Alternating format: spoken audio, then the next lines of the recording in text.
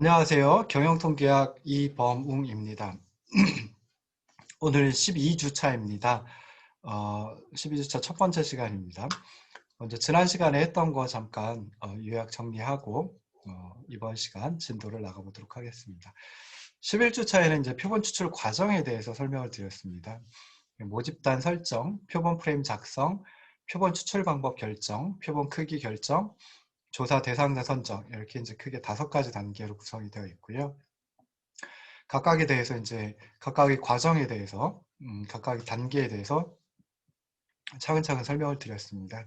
그 첫 번째 과정은 이제 조사 대상이 모집단을 결정하는 단계에서부터 표본 추출 과정이 시작합니다. 그 모집단 설정하는 단계에서 먼저 모집단이라고 하는 것은 뭐 우리가 전에도 한번 잠깐 말씀을 드렸는데요. 조사자의 관심 대상이 되는 사람, 제품, 기업, 지역 등의 집합체, 그러니까 전체 관측체 집합을 모집단이라고 주로 이제 얘기를 합니다. 자, 그래서 모집단 설정하는 단계에서 유의하셔야 될 것은 첫 번째, 상업적 시장 조사에서는 현재 또는 향후에 자사 제품을 구입할 수 있는 표적 소비자 집단, 타겟 마켓이라고 이제 표현을 하는데요. 이런 표적 소비자 집단을 모집단으로 설정하는 경우가 많다라는 거 유념하시고요. 두 번째, 모집단은 조사 대상의 인구 통계학적 특성, 거주 지역, 그리고 시간 개념을 이용해서 구체적으로 좀 규정해야 된다라고 하는 거 유의하시면 좋을 듯 싶습니다. 두 번째 과정은 이제 표본 프레임 작성하는 단계이죠. 그래서 모집단이 설정되고 나면 조사자는 실제로 표본 추출의 대상이 되는 표본 프레임을 선정하여야 합니다. 여기서 표본 프레임이라고 하는 것은 모집단에 포함된 조사 대상의 명단이 수록된 목록을 의미합니다. 표본 프레임을 작성할 때 유의하셔야 될 것은 뭐 크게 한 3가지 정도 살펴볼 수 있는데요. 첫 번째는 일반 가구를 대상으로 하는 상업적 시장 조사의 경우에는 표적 시장에 속한 소비자들의 전체 목록을 입수하긴 해야 됩니다. 근데 그게 현실적으로 이런 그 표본 프레임, 목록을 입수하는 것이 쉽지 않습니다. 그래서 이에 대한 차선책으로 전화번호를 또는 전화번호부를 표본 프레임으로 많이 이용을 하는데요. 이것도 이제 여러 가지 문제점들이 있으니까 좀 여러 가지를 고려하셔야 된다라고 하는 걸 생각하시고요. 두 번째는 이제 실제로 표본 추출에 이용될 표본 프레임이 존재하지 않는 경우도 많이 있다라는 겁니다. 그래서 그 점도 생각해 보시고, 세 번째는 상업적 시장 조사에서는 그 표본 프레임 작성이 어렵기 때문에 표본 프레임을 필요로 하지 않는 그 비확률 표본 추출 방법을 주로 많이 이용한다라고 하는 것도 고려를 하시면 좋을 듯 싶습니다. 세 번째 단계가 표본 추출 방법을 결정하는 단계입니다. 모집단을 설정하고 표본 프레임을 작성한다라면 그 후에는 조사자가 구체적으로 표본 추출 방법을 결정해야 하는데요. 표본 추출 방법은 크게 확률 표본 추출 방법 그리고 비확률 표본 추출 방법 2가지가 있습니다. 확률 표본 추출 방법은 모집단의 각 대상이 표본으로 추출될 확률이 동일한 조건에서 표본을 추출하는 방법입니다. 그래서 확률 표본 추출 방법에서는 표본 프레임을 이용해가지고 표본을 추출하는데요. 좋은 점은, 장점은 추출된 표본이 얼마나 모집단을 잘 대표하는지, 그리고 조사 결과에 어느 정도의 오류가 발생할 것인지에 대한 정보를 제시할 수 있다는 점입니다. 두 번째 표본 추출 방법이 비확률 표본 추출 방법입니다. 모집단의 각 대상이 표본으로 추출될 확률이 동일하지 않은 조건에서 표본을 추출하는 방법인데요. 뒤에 보시면 나오겠지만 편의 표본 추출법, 판단 표본 추출법, 할당 표본 추출법 이런 것들이 있습니다. 그래서 표본 프레임 없이 표본을 추출할 수 있는 방법이고요. 다시 말해서 표본 프레임이 없어서 모집단의 각 대상이 추출될 확률을 잘 모르는 상태에서 표본을 추출할 때 유용한 방법이다라고 생각하시면 좋을 듯 싶습니다. 그런데 이제 추출된 표본이 얼마나 모집단을 잘 대표하는지, 그리고 조사 결과에 어느 정도의 오류가 발생할 것인지에 대한 정보를 제시하지 못한다라고 하는 문제점을 가지고 있습니다. 그래서 정리를 하면 확률 표본 추출 방법은 매우 정확한 결과를 제공하고요. 다시 말해서 일반화가 가능한 결과를 제공하고 표본 오차를 추정을 할 수가 있습니다. 반면에 표본 추출에 소요되는 비용과 시간이 상대적으로 크다라고 하는 문제점을 가지고 있습니다. 근데 비확률 표본 추출 방법은 상대적으로 비용과 시간이 적게 소요됩니다. 그렇긴 하지만 조사 결과의 일반화가 어렵고 표본 오차를 추정할 수 없다라고 하는 또 문제점을 가지고 있습니다. 그래서 일반적으로는 표본의 수가 많지 않고 표본 프레임의 입수가 가능한 경우에는 확률 표본 추출 방법을 이용하는 것이 바람직합니다. 그렇긴 하지만 모집단의 규모가 큰 경우에는 확률 표본 추출 방법을 이용했을 때 비용과 시간 측면에서 좀 비효율적이고 실행하기가 어려울 수도 있습니다. 그래서 그럴 때는 비확률 표본 추출 방법을 이용하는 것이 더 효과적이다. 이렇게 해서 이제 생각해 볼 수 있습니다. 자, 네 번째 단계는 이제 표본 크기를 결정하는 단계입니다. 사실 표본 크기 결정하는 단계는 세 번째 단계인 표본 추출 방법 결정하는 단계하고 맞물려 가지고 동시에 이제 진행을 하는 경우가 많습니다. 그래서 표본의 크기는 한 세 가지 것들을 고려해야 되는데요. 연구 목적 및 조사의 유형, 그리고 조사 예산, 시간의 제약 이런 것들을 고려해서 표본 크기를 결정해야 합니다. 그렇긴 하지만 가장 중요한 건 이제 조사 예산이라고 생각해 볼 수 있습니다. 그래서 연구 목적 및 조사 유형에 따라 가지고 소비자 면접 조사를 한다라고 하면 집단별로 한 6명 내지 12명 정도 바람직하다라고 생각해 볼 수 있고요. 가정 내 사용 조사나 CLT 같은 경우에는 100에서 200명 정도로 대도시 중심으로 실시하는 것이 바람직하고, 서베이 조사 같은 경우에는 이제 500에서 1000명 정도 표본의 크기로 결정을 하는 것이 바람직하다라고 생각해 볼 수 있습니다. 근데 그 가장 중요한 게 이제 조사 예산이라고 했죠. 그래서 정확한 표본의 크기는 결국은 조사 예산을 감안해서 결정을 할 수밖에 없습니다. 그래서 일반적인 소비자를 대상으로 하는 서베이 조사나 제품 조사의 경우에는 표본당 약 35,000원 내지 5만 원 정도의 조사비가 소요된다라고 합니다. 그리고 소비자 면접 조사 같은 경우에는 1회당 300만 원 내지 400만 원 정도의 비용이 소요된다라고 합니다. 그래서 이런 그 조사 비용이 소요가 되기 때문에 그 조사 예산이 얼마인지에 따라 가지고 표본의 크기가 결정되는 경우가 많이 있습니다. 자, 그 다음에 이제 조사 기간도 고려를 하셔야 됩니다. 그래서 예를 들어 제품 테스트를 위한 조사는 좀 짧은 기간 내에 실시해야 바람직하겠죠. 그래서 그런 경우에는 표본의 수가 적을 수밖에 없다라고 생각해 볼 수 있습니다. 자, 이렇게 해가지고 이상의 과정을 통해 가지고 조사 대상 표본이 정해졌다라고 조사 대상 표본을 선정했다라고 하면 그 후에는 직접 찾아가지고 조사를 실시하는 과정이 이제 마지막 단계입니다. 그래서 표본 할당표 같은 것을 만들어 가지고요, 이런 그 주어진 표본 할당표에 맞는 조사 대상을 선정하고 조건을 만족시키는지 여부를 확인하고 조사를 실시하는 것이 바람직하다라고도 생각을 해볼 수 있습니다. 그래서 이렇게 해가지고 지난 시간에 했던 거 표본 추출 과정에 대해서 살펴봤는데요. 이 표본 추출 과정 5가지 과정이 있다라고 말씀드렸죠. 그래서 모집단 설정, 표본 프레임 작성, 표본 추출 방법, 표본 크기 결정, 조사 대상자 선정. 이 중에 이제 중요한 게 표본 추출 방법하고 표본 크기 결정이다라고 생각을 해볼 수 있습니다. 그래서 이번 시간에는 표본 추출 방법 전부 다 나갈 수도 있을 것 같고요. 아니면 그 중에 일부만 하고 다음 시간에 이제 다음 주차에 마저 하는 걸로 생각을 해보도록 하겠습니다. 자, 그래서 마찬가지로 강의안을 네 번째 강의안을 띄워놓고 이제 시작하도록 하겠습니다. 그래서 네 번째 강의안 보시면은 이제 69쪽에 표본 추출 방법이 나와 있습니다. 그래서 표본 추출 방법의 유형은 이제 그림에 이제 표현을 한번 해봤는데요. 사실 이 방법들 말고도 많이 있긴 합니다. 근데 이제 크게 보면은 비확률 표본 추출 방법 그리고 확률 표본 추출 방법 두 가지로 구분을 해볼 수 있고요. 그리고 비확률 표본 추출 방법은 편의 표본 추출법, 판단 표본 추출법, 할당 표본 추출법으로 구성이 되어 있습니다. 그리고 확률 표본 추출 방법은 단순 무작위 표본 추출법, 층화 표본 추출법, 군집 표본 추출법 이 세 가지가 대표적입니다.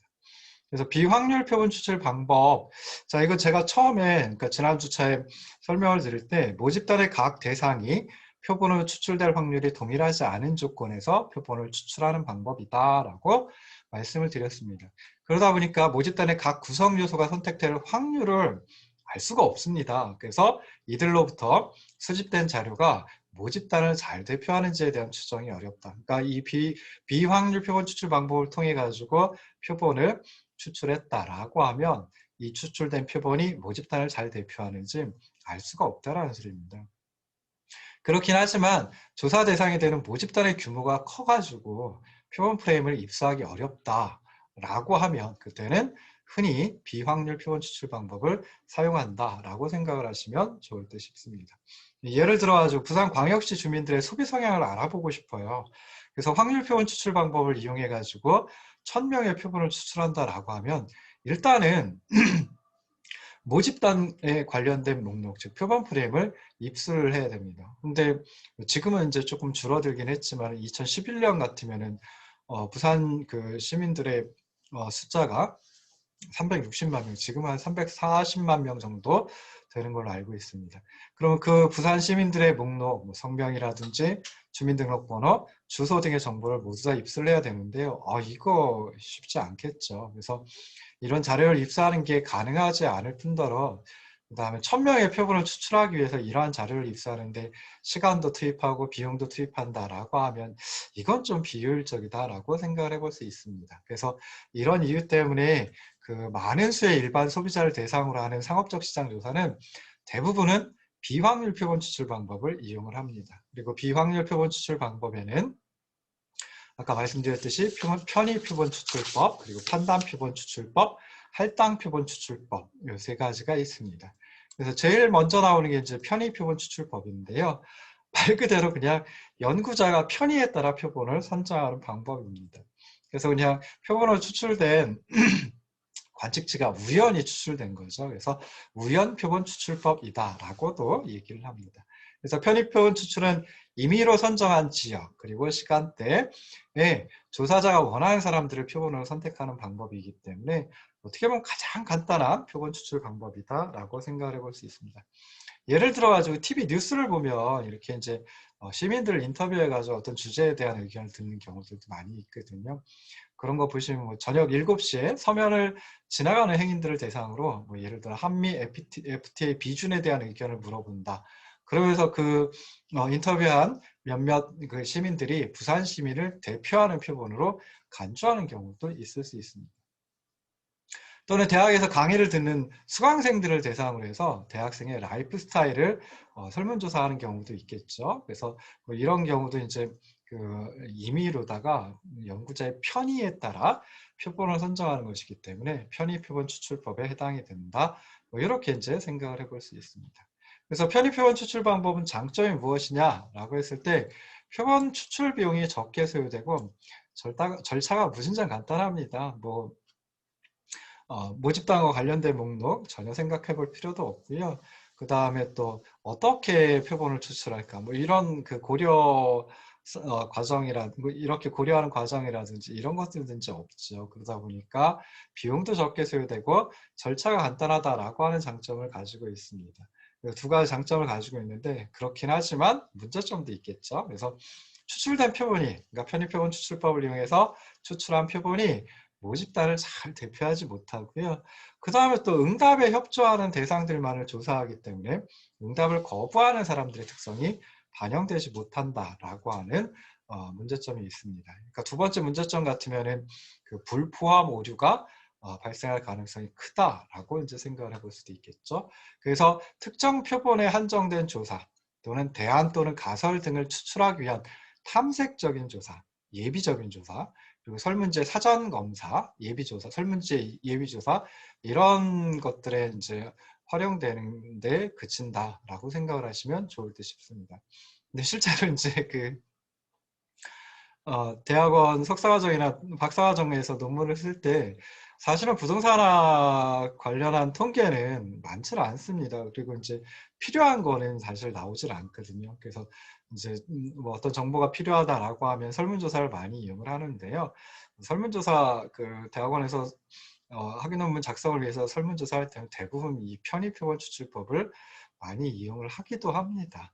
예. 자, 두 번째 비확률 표본 추출 방법이 판단 표본 추출법입니다. 그래서 판단 표본 추출이란 무엇이냐라고 했을 때 조사 문제를 잘 알고 있거나 또는 모집단의 의견을 반영할 수 있을 것으로 판단되는 특정한 집단을 표본으로 추출하는 선정하는 방법입니다. 그래서 모집단에 대한 뭐 사전 지식을 구하고 그 다음에 조사 목적을 기초로 해가지고 조사자가 주관적인 판단을 내립니다. 그래서 모집단을 잘 대표한다라고 생각되는 표본을 선정하는 방법이죠. 그래서 조사자가 조사 목적의 달성에 도움이 될 수 있는 대상을 자신의 판단에 따라 의도적으로 추출한다라고 하는 의미에서 판단 표본 추출 방법 또는 의도적으로 추출하니까 목적 표본 추출 방법 뭐 이렇게 이제 얘기를 하기도 합니다.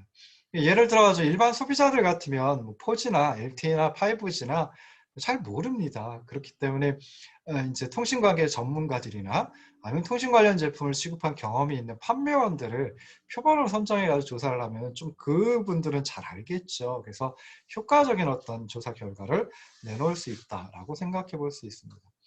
또는 이제 어떤 지역사회의 정치적 성향을 알아보고자 한다라고 하는 경우에는 조사자가 판단하기에 그 지역사회의 정치적 성향을 가장 잘 대표한다라고 생각되는 사람들이나 구역을, 지역을 표본으로 이제 선정을 할 수도 있겠죠. 이때 이 경우 같아도 좀 여러 가지 문제를 발생을 시킬 수도 있습니다. 앞서 설명드렸던 편의 표본 추출 방법하고 비교를 해보면은 판단 표본 추출 방법도 조사자가 임의로 표본을 구성한다라고 하는 측면에서는 굉장히 유사합니다. 그렇긴 하지만 편의 표본 추출에서는 모집단의 특성에 대해서 별 고려하지 않고 표본을 추출하는 데 비해서 이 판단 표본 추출은 그래도 조사자가 모집단의 특성에 대한 사전 지식을 갖고 표본의 대표성을 고려해서 적절한 표본을 선택하려고 하는 노력을 기울인다라고 하는 점에서 조금 더 나은 그런 표본 추출 방법이 아닐까 생각을 해볼 수 있습니다. 그래서 판단 표본 추출을 법은 이제 한 3가지 정도 장점을 가지고 있는데요. 첫 번째, 주관적인 판단에 따라 표본을 선정하기 때문에 시행하기가 비교적 쉽다. 물론 편의 표본 추출 방법보다는 조금 더 시행하기가 어렵긴 합니다. 그렇긴 하지만 다른 그 확률 표본 추출 방법이라든지 뒤에 나와 있는 할당 표본 추출법보다는 훨씬 더 그 표본 선정하는 게 쉽다라고 생각해 볼 수 있고요. 두 번째, 비용이 적게 소요됩니다. 그냥 주관적으로 판단을 하면 되는 거거든요. 그래서 뭐 몇몇 사람 만나보고 그리고 나서 이제 판단을 하면 되는 거니까 비용이 아무래도 적게 소요되고요. 그 다음에 세 번째로 이제 그래도 모집단을 어느 정도는 대표할 수 있는 표본을 추출하기 때문에 모집단을 전혀 대표하지 않는 표본이 선정되는 것을 사전에 좀 예방할 수 있다라고 하는 장점을 가지고 있습니다. 근데 문제점도 있겠죠. 당연히 모집단에 대해서 사전 지식이 충분해야 되는데 그렇게 충분한 사전 지식이 없다라고 하면 이 판단 표본 추출 방법을 활용하기 어렵고요. 두 번째, 조사자의 판단의 정확성 정도에 따라 표본의 대표성이 좌우되는 문제점이 있습니다. 그러니까 조사자의 판단이 정확했다라고 하면 표본이 모집단을 잘 대표할 수도 있겠죠. 근데 그렇지 않고 조사자의 판단이 정확하지 않았다라고 하면 그때는 이제 엉뚱한 표본이, 그러니까 즉 모집단을 잘 대표하지 못하는 표본이 추출될 수도 있다라고 생각해 볼 수 있습니다. 그래서 판단 표본 추출 방법을 이용할 때는 조사자가 조사 문제와 관련해가지고 전문적인 지식을 가진 표본을 찾아내는 것이 중요합니다. 그래서 조사자가 필요한 표본을 충분히 확보하지 못했다라고 하면 먼저 접촉한 그 표본이 있겠죠. 대상이 있겠죠. 그래서 그 사람의 소개를 받아서 연속적으로 새로운 표본을 확보할 수가 있습니다. 그래서 이러한 표본 추출 방법을 또 눈덩이 표본 추출법이다라고 이제 얘기를 하기도 합니다. 그래서 눈을 갖다 이렇게 동그랗게 굴리면은 처음엔 작지만은 그게 이제 점점 커지게 되죠. 그래서 그런 의미에서 눈덩이 표본 추출법이라고 하는데요. 뭐 예를 들어 가지고 뭐 성적 소수자라든지 또는 불법적인 외국인 그 체류 노동자들도 외국인 노동자들도 있을 수 있죠. 뭐 그들의 삶에 대해서 한번 조사를 해보고 싶다라고 하면은 이제 그분들을 찾아가야 되는데 그분들이 잘 드러나질 않습니다. 그러니까 한 사람을 갖다 만나가지고 한 사람을 이제 찾아내서 만나서 이제 인터뷰를 통해 설문을 하고요. 그리고 나서 이제 그분들한테 소개를 받는 거죠. 다음 분을 소개받고 그 다음 분한테 다다음 분을 갖다 소개받고 뭐 이런 식으로 해가지고 표본을 확보하는 새로운 표본을 계속 확보해 나갈 수 있는데 이런 표본 추출 방법을 판단 표본 추출법 중에 눈덩이 표본 추출법이다라고 또 얘기를 하기도 합니다. 자, 세 번째 방법은 이제 할당 표본 추출법이 있습니다. 그래서 할당 표본 추출법은 모집단의 특성이 적절히 반영되도록 분류 기준이라고 하는 걸 미리 정하고요. 그 분류 기준에 의해서 전체 표본을 여러 집단으로 구분하고 각 집단별로 필요한 대상을 추출하는 방법입니다. 그러니까 추출된 표본이 인구 통계학적 특성 측면에서 어떤 한 부분으로 편중되지 않고 모집단의 특성이 적절히 반영될 수 있도록 모집단의 특성에 비례해 가지고 표본을 추출하는 방법이다 라고 생각을 하시면 좋을 듯 싶습니다. 그래서 상업적인 시장조사에서는 가장 널리 이용되는 표본 추출 방법입니다. 그리고 뭐 학문적인 그 조사, 그러니까 학문적인 설문조사, 뭐 예를 들어서 아까 말씀드렸던 석사학위 또는 박사학위 논문 작성을 한다라고 했을 때 그때도 이제 이 할당 표본 추출법을 많이 활용을 하기도 합니다. 그래서 뭐 예를 들어 가지고 정말 시민들의 의식을 조사한다라고 하면 그럼 우리가 그 시민들을 갖다가 시민들의 표본 프레임은 그 목록은 우리가 구비를 하기가 어렵죠. 그걸 갖다 구독을 하기도 어렵고 그러는데 그래도 한 가지 알 수 있는 것은 뭐 예를 들어 구별 인구라든지 자치구별 인구라든지 또는 뭐 그 자치구별 성별 인구라든지 뭐 이런 건 이제 찾아낼 수 있거든요. 그러면은 뭐 예를 들어가지고 아까 부산 시민이 350만 명이고 350명을 표본으로 추출하는데 그 중에 한 그 50만 명이 부산 진구에 거주하고 있다라고 하면은 350만 명 중에 50만 명이 부산 진구에 거주하고 있다라고 하면 350명의 표본 중에 부산 진구에서 50명의 표본을 추출하는 그런 걸 이제 생각을 해볼 수 있겠죠. 그래서 이것이 이제 할당 표본 추출 방법이다라고 생각을 하시면 됩니다. 예를 들어 가지고 롯데백화점에서 구매한 제품을 조사한다라고 한번 생각해 보자고요. 그러면은 조사자 입장에서는 성별 그리고 연령대 롯데카드 소유 여부에 따라 가지고 고객들을 분류할 수 있을 겁니다. 그리고 각각의 고객 집단별로 필요한 표본의 수를 할당할 수 있겠죠. 그래서 뭐 예를 들어 그 연령대로 했을 때 30대 연령층이 전체 모집 구매 고객의 30% 정도일 것이다라고 하면은 그럼 조사자는 전체 표본 가운데 30%는 30대 연령층에 할당을 해야 되겠죠. 그래서 할당 표본 추출법이다라고 얘기를 합니다. 자, 그러면 이제 할당 표본 추출법에서는 그 분류 기준이라고 하는 게 굉장히 중요한데요. 여기서 이제 표본을 모집단에서 그 나타내는 각 집단의 비율을 근거로 추출을 해야 됩니다. 그럴 때 이제 활용하는 분류 기준으로는 일반적으로 지역, 연령, 성별, 소득 수준 뭐 이런 그 인구 통계학적 특성을 갖다 주로 많이 이용을 하고요. 이런 분류 기준에 따라 가지고 할당 비율을 결정한다라고 생각을 하시면 좋을 듯 싶습니다.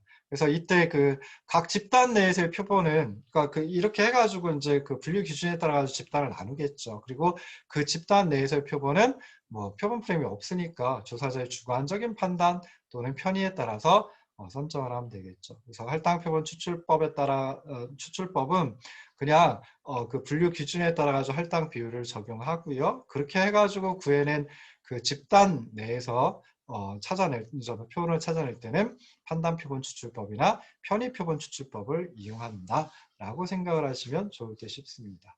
자, 그러면 이제 할당 표본 추출법이 상업적 시장 조사에서 굉장히 넓게 이용이 됩니다. 그 이유가 그러니까 장점이겠죠. 그래서 한 3가지 정도 이제 생각을 해볼 수 있습니다. 첫 번째는 할당 표본 추출 방법은 비확률 표본 추출 방법이긴 합니다. 그렇지만 조사자가 그 집단 분류 기준을 잘 선정하면 모집단의 특성을 충분히 반영할 수 있는 표본을 추출을 할 수가 있습니다. 그래서 편의 표본 추출법이나 판단 표본 추출법하고 다르게 할당 표본 추출법은 모집단 내에 상이한 특성을 가진 대상들을 표본 집단에 적절히 포함시킬 수 있기 때문에 대표성을 확보할 수 있다. 즉 그렇게 추출한 표본이 모집단의 특성을 잘 대표할 수 있다라고 생각을 해볼 수 있습니다.